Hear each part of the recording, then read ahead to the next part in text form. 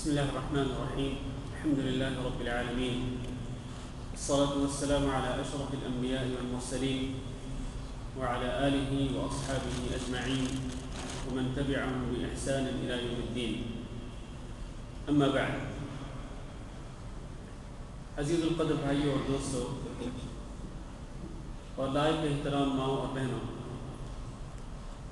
رمضان المبارک میں اس درس کے انقطاع کے بعد آج ہم اس درس کو نئے سرے سے شروع کرتے ہیں، اور آپ حضرات کو اس درس میں خوش آمدید کہتا ہوں اور دعا کرتا ہوں کہ اللہ رب العزت آپ کا آنا قبول فرمائے، اور ہم جتنا وقت یہاں بیٹھتے ہیں جس میں ہم اللہ کی کتاب کو پڑھتے پڑھاتے ہیں اور جس میں ہم اللہ کے رسول صلی اللہ علیہ وسلم کی احادیث پڑھتے اور پڑھاتے ہیں، اس وقت کو اللہ رب العزت ہمارے لیے ذخیرہ آخرت بنائے اور ذریعہ نجات بنائے۔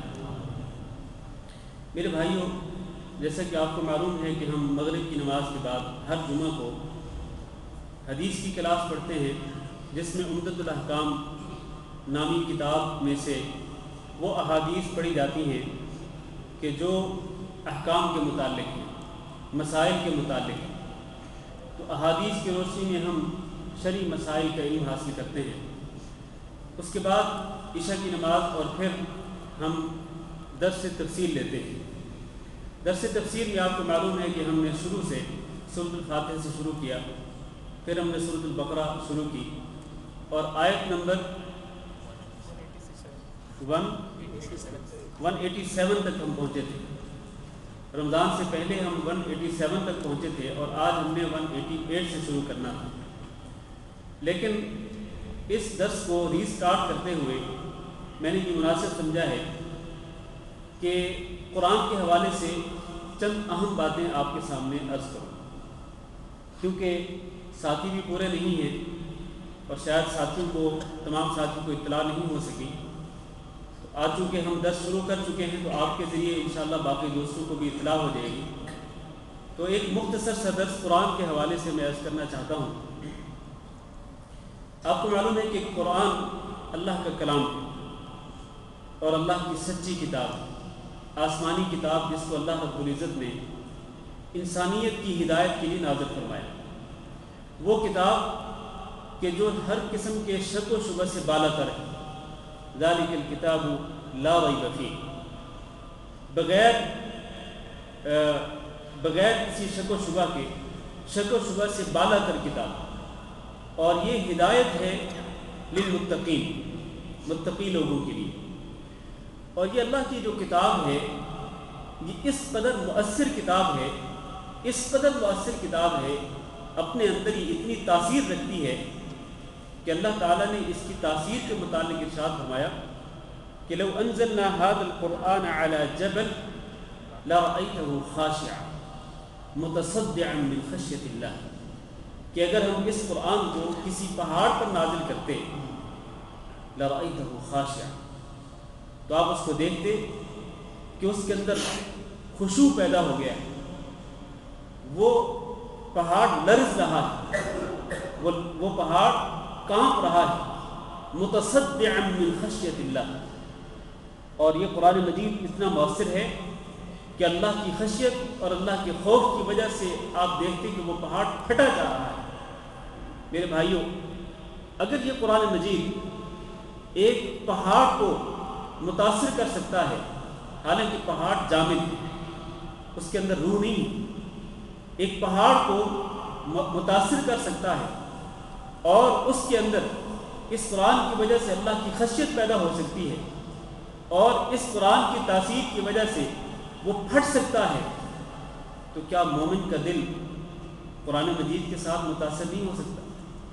یقیناً قرآن مجید کے ساتھ مومن کا دل بھی متاثر ہو سکتا ہے، اور مومن تو ہوتا ہی وہ ہے کہ انما المؤمنون الذین اذا ذکر اللہ وجلت قلوبهم، جب اللہ کا ذکر آتا ہے تو مومنوں کے دل دہل جاتے ہیں۔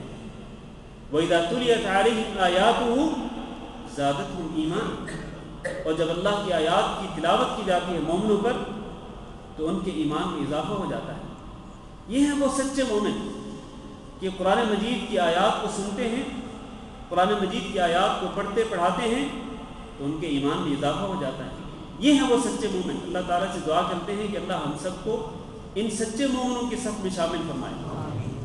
میرے بھائیوں، اللہ تعالیٰ نے ہی قرآن مجید کے اندر ارشاد فرمایا اسی قرآن مجید کے متعلق کہ اللہ نزل احسن الحدیث کتابا متشابہا مثانیہ تقشعر منہ جلود الذین یخشون ربهم ثم تلین جلودهم وقلوبهم الی ذکر اللہ، کہ اللہ تعالیٰ نے احسن الحدیث سب سے بہتر حدیث نازل فرمائی، کتابا وہ ایک کتاب ہے، متشابہا وہ ملتی جلتی ہے، اس کے احکام ایک دوسرے سے ملتے جلتے ہیں، اس کی آیات ایک دوسرے سے ملتی جلتی ہیں، اور کس قدر مؤثر کتاب ہے، فرمایا مثانیہ، یہ وہ کتاب ہے کہ جس کو بار بار پڑھا جاتا ہے، کس قدر مؤثر ہے، تقشعر منہ جلود الذین یخشون ربهم، ان لوگوں کے رونگٹے کھڑے ہو جاتے ہیں کہ جو اپنے رب سے ڈرنے والے ہیں، اور تقشعر منہ جلود الذین یخشون ربهم، ان کے رونگٹے کھڑے ہو جاتے ہیں، پھر کیا ہوتا ہے، قرآن کی تاثیر کی وجہ سے ثم تلین جلودهم وقلوبهم الی ذکر اللہ، ان کی جلدیں، ان کے دل نرم پڑ جاتے ہیں، اللہ کے ذکر کی طرف مائل ہو جاتے ہیں۔ لیکن کن کی جلدیں متاثر ہوتی ہیں، کن کے دل متاثر ہوتے ہیں اور وہ اللہ کے ذکر کی طرف مائل ہوتے ہیں، الذین یخشون ربهم، وہ دل مائل ہوتے ہیں کہ جو اللہ سے ڈرنے والے ہوتے ہیں، وہ دل رکھنے والے لوگ اللہ سے خشیت رکھنے والے ہوتے ہیں، اللہ سے ڈرنے والے لوگ ہوتے ہیں، تو ان کے دلوں میں اللہ کی خشیت پیدا ہوتی ہے اور قرآن کا اثر ہوتا ہے اور وہ نرم پڑ جاتے ہیں۔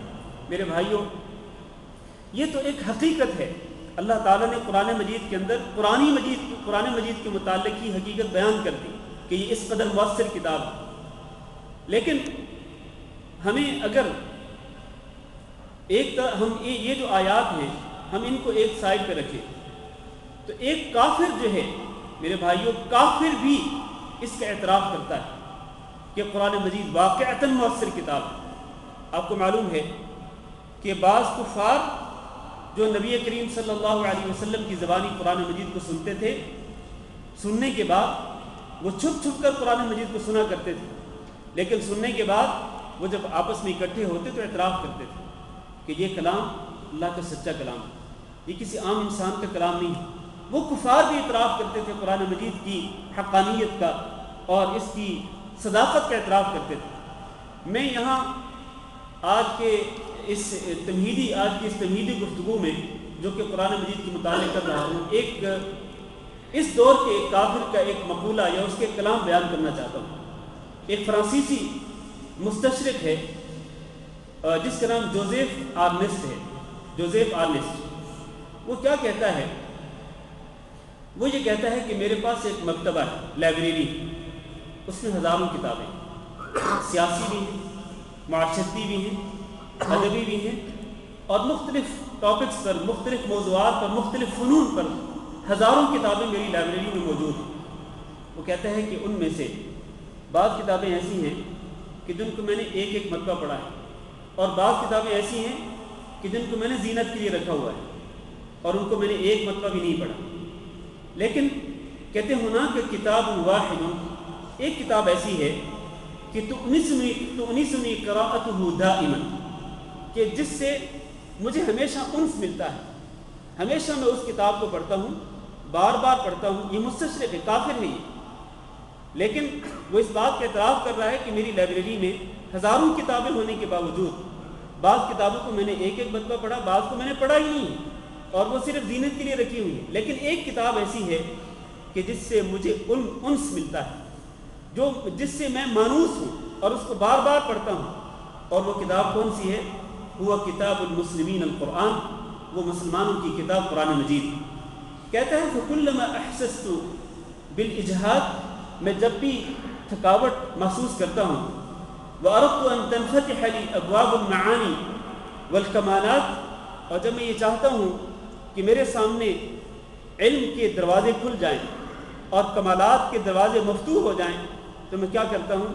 کہتے ہیں کہ میں طالعت القرآن، میں قرآن کا مطالعہ کرتا ہوں، اور جب قرآن کا مطالعہ کرتا ہوں، اس کو بار بار پڑھتا ہوں، تو میری ساری تھکاوٹ ختم ہو جاتی ہے، اور جو اکتاہٹ ہوتی ہے مختلف کتابوں کو پڑھنے کی وجہ سے، جو اکتاہٹ ہوتی ہے، وہ اکتاہٹ قرآن مجید کا مطالعہ کرنے سے ختم ہو جاتی ہے۔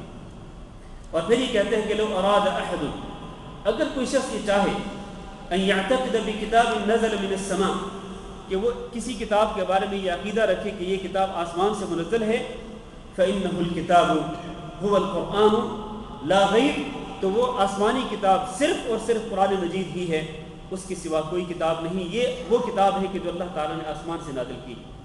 میرے بھائیو، یہ ایک کافر مستشرق جس کا نام جوزیف آرنسٹ ہے، یہ اس کی طرف سے، اس کی زبانی ایک حقیقت کا اعتراف ہو رہا ہے، وہ حقیقت جو کہ قرآن مجید نے خود اپنے بارے میں بیان کر دی ہے کہ یہ سب سے بہتر کتاب ہے، مؤثر کتاب ہے، اس سے لوگوں کے جو کہ اللہ تعالیٰ سے ڈرنے والے، تو اللہ سے ڈرنے والے ہوتے ہیں، ان کے رونگٹے کھڑے ہو جاتے ہیں، ان کے دل نرم پڑ جاتے ہیں، اللہ کے ذکر کی طرف مائل ہوتے ہیں، اور اگر یہ قرآن مجید پہاڑ پر نازل کیا جاتا تو وہ ٹکڑے ٹکڑے ہو جاتا، پھٹ جاتا۔ یہ جو حقیقت اللہ تعالیٰ نے قرآن مجید کے متعلق ارشاد فرمائی، ذکر کی، اس حقیقت کے اعتراف کفار بھی کر رہے ہیں۔ میرے بھائیوں، حقیقت وہ جو قرآن مجید میں بیان کی گئی، اور حقیقت وہ جس کا دشمنوں نے بھی اعتراف کیا، اس حقیقت کا ہمیں اعتراف کیوں نہیں؟ اور اس قرآن مجید کا اثر ہم پہ کیوں نہیں ہوتا ہے؟ ہم اس قرآن مجید سے کیوں متاثر نہیں ہوتے؟ اس لیے کہ ہمارے دل سخت ہو چکے۔ ثم قست قلوبكم من بعد ذلك فهي كالحجارة أو أشد قسوة، معاصی کی وجہ سے، گناہوں کی وجہ سے، نافرمانیوں کی وجہ سے ہمارے دل سخت ہو چکے ہیں، پتھروں سے بھی زیادہ سخت ہو چکے ہیں۔ یہی وجہ ہے کہ ہم قرآن مجید کو پڑھتے ہیں، قرآن مجید کو سنتے ہیں، ہمارے اوپر اثر نہیں ہوتا ہے۔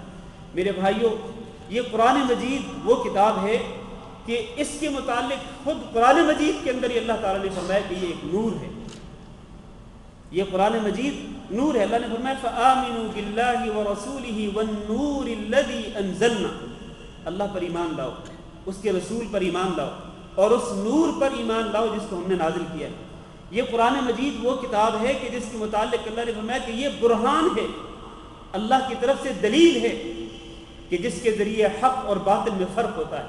اللہ نے فرمایا تبارک الذی نزل الفرقان علی عبدہ لیکون للعالمین نذیرا، یہ وہ کتاب ہے کہ جس کے اندر کوئی کجی نہیں ہے، یہ سیدھی کتاب ہے، اس کے اندر اللہ کے سیدھے سیدھے واضح احکامات ہیں۔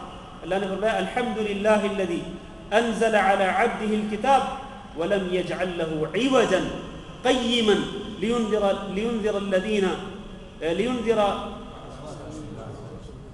لینذر بأسا شدیدا، تو یہ وہ کتاب ہے کہ جس کو اللہ تعالیٰ نے اپنے بندے پر نازل کیا،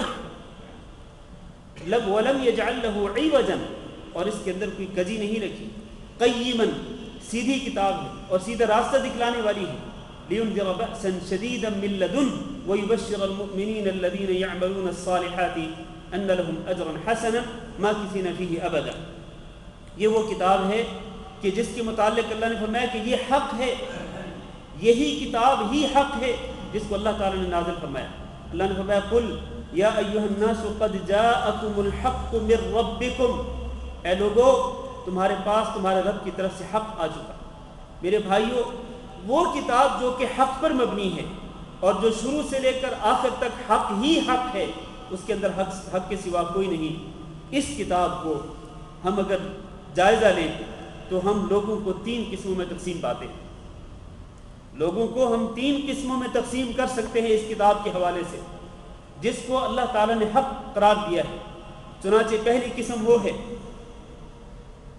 جس میں وہ لوگ ہیں کہ جنہوں نے قرآن مجید سے مکمل طور پر کلی اعراض کر رکھا ہے،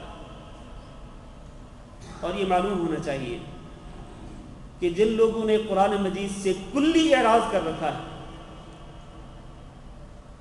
انہی لوگوں کے خلاف حضرت محمد صلی اللہ علیہ وسلم قیامت کے دن اللہ کی عدالت میں ایک کیس دائر کریں گے، ایک مقدمہ کریں گے، اور اللہ کے رسول فرمائیں گے قال الرسول یا ربی ان قوم اتخذوا هذا القرآن مہجورا، اے میرے رب میری قوم نے اس قرآن مجید کو چھوڑ دیا تھا.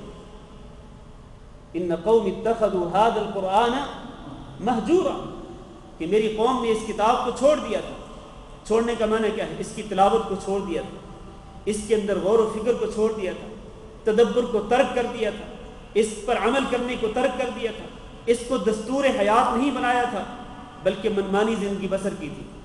میرے بھائیو آپ ذرا سوچیں کہ جن لوگوں کے خلاف اللہ کی عدالت میں رسول اکرم صلی اللہ علیہ وسلم کیس دائر کریں گے, کیا وہ لوگ نجات پا سکیں گے؟ یقیناً وہ لوگ اللہ کے عذاب سے بچ نہیں سکیں گے. ایک قسم کے لوگ یہ, اور یہ آج کل اس دور میں بھی ایسے لوگ موجود ہیں جنہوں نے کبھی بھی قرآن مجید کو ہاتھ نہیں لگایا اور قرآن مجید کو پڑھنے کی زحمت گوارا نہیں کی, قرآن مجید کا مطالعہ کرنے کی زحمت گوارا نہیں کی. ایسے ہی لوگوں کے خلاف یہ کیس ہوگا. دوسری قسم وہ لوگ جو صرف اور صرف قرآن مجید کو ہاتھ لگاتے ہیں اس کی تلاوت کی حد تک. کھولا قرآن مجید, اس کی تلاوت کی. اور ان میں سے بعض لوگ تو وہ ہیں کہ جو روزانہ تلاوت کرتے ہیں, اور بعض لوگ وہ ہیں کہ جو صرف رمضان میں تلاوت کرتے ہیں, صرف تلاوت کی حد تک. کبھی زحمت گوارا نہیں کی کہ سورۃ الفاتحہ کا ترجمہ پڑھ لیں, سورۃ الاخلاص کا ترجمہ پڑھ لیں, اور باقی قرآن مجید کی صورتیں جو ہیں ان کا مطالعہ کر لیں, کسی تفسیر کو اٹھا کے دیکھ لیں اللہ نے کیا کہا ہے, اللہ کے احکامات کیا ہیں, اوامر کیا ہیں, نواہی کیا ہیں, اور پچھلی امتوں کے واقعات کیا ہیں, ان میں کیا عبرتیں ہیں, کیا اسباق ہیں. کبھی اس کی زحمت نہیں کی, صرف تلاوت کی حد تک ہی قرآن مجید کو اٹھاتے ہیں. بذات خود قرآن مجید کو تلاوت کے لیے اٹھانا بہت اچھی بات ہے. قرآن مجید کی تلاوت کا بہت زیادہ اجر و ثواب, اس میں کوئی شک نہیں. لیکن میرے بھائیوں قرآن مجید کی تلاوت ہی کافی نہیں ہے, اس کے ساتھ ساتھ اس میں تدبر کرنا, اس میں غور و فکر کرنا, اس کو سمجھنا اور اس پہ عمل کرنا, اس کو دستور حیات بنانا بھی ضروری ہے. یہ دوسری قسم کے لوگ.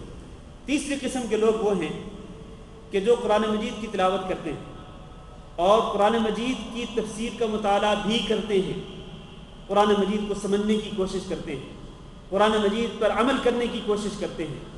یہی وہ خوش نصیب ہیں جن کے متعلق اللہ تعالیٰ نے ارشاد فرمایا الذین آتیناہم الکتاب یتلونہ حق تلاوتہ اولئک یؤمنون بہ, کہ جن کو ہم نے کتاب دی وہ اس کتاب کی تلاوت اس طرح کرتے ہیں جس طرح اس کی تلاوت کرنے کا حق ہے. ایک تو تلاوت, دوسرا اس کے ساتھ ساتھ اس میں تدبر کرتے ہیں اور اس میں غور و فکر کر کے اس کے احکامات کو سمجھ کے ان پر عمل کرتے ہیں. اللہ نے فرمایا اولئک یؤمنون بہ, یہی وہ لوگ ہیں کہ جو اس کتاب پر حقیقت میں ایمان لانے والے ہیں. ہمیں اس تیسری قسم کے لوگوں میں شامل ہونا چاہیے. تیسری قسم کے اندر ہمیں شامل ہونا چاہیے کہ ہم قرآن مجید کو پڑھیں بھی, قرآن مجید کے معانی میں غور بھی کریں, اس کی تفسیر کو سمجھیں, اس کے احکامات کو سمجھیں اور اس پر عمل کرنے کی کوشش کریں. میرے بھائیوں یہ وہ کتاب ہے, قرآن مجید وہ کتاب ہے کہ جس کے ساتھ اللہ تعالیٰ نے مکہ کے کافروں کو جاہلیت کے اندھیروں سے نکالا اور اسلام کی روشنی دکھلائی. جاہلیت کے اندھیروں سے وہ لوگ کس طرح نکلے؟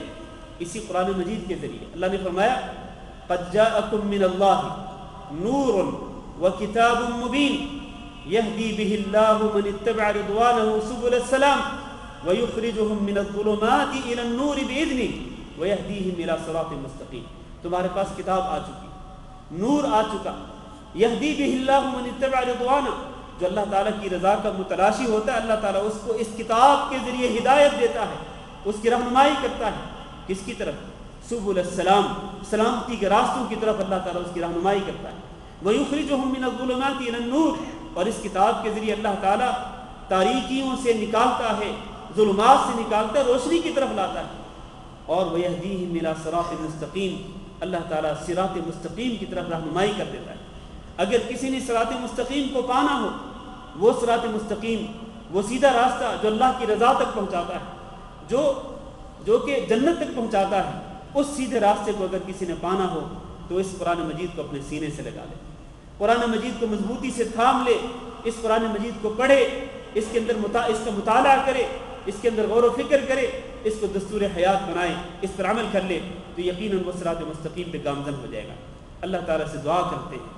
یہ میں نے جو ابتدائی طور پر جو گفتگو کی ہے اس کا خلاصہ یہ ہے کہ ہمیں اس کی اہمیت کو سمجھنا ہے. کس کی اہمیت کو؟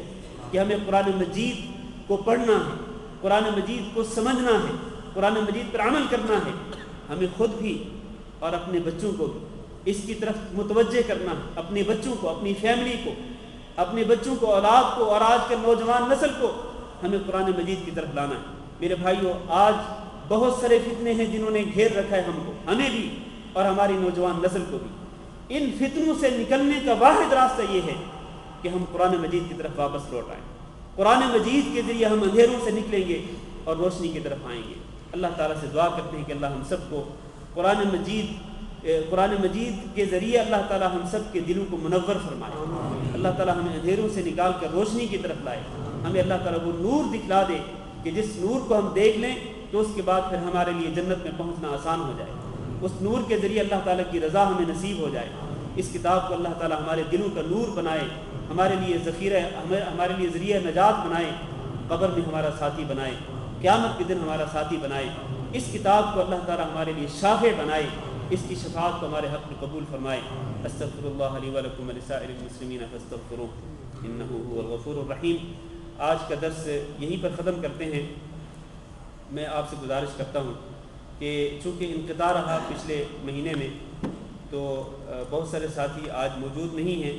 اپنے دوستوں کو، ساتھیوں کو اطلاع کریں، اس درس کے متعلق آگاہ کریں، اور اپنے گھر والوں کو بھی، ماؤں بہنوں سے گزارش ہے کہ وہ اپنی سہیلیوں کو، اپنے جاننے والی خواتین کو وہ اطلاع کریں۔ انشاءاللہ آئندہ درس سے ہم سورۃ بقرہ کی آیت نمبر 188 سے انشاءاللہ درس دوبارہ شروع کریں گے۔ جزاکم اللہ خیرا۔ سبحانک اللہم و بحمدک، اشہد ان لا الہ الا انت، استغفرک و اتوب الیک۔